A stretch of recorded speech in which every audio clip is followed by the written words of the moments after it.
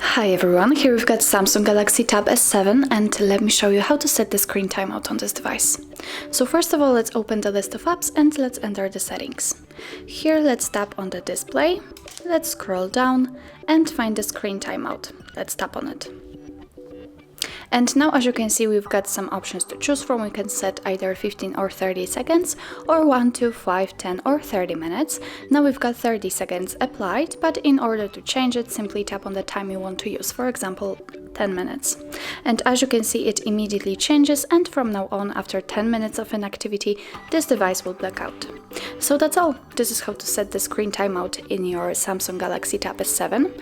Thank you so much for watching. I hope that this video was helpful, and if it was, please hit the subscribe button and leave the thumbs up.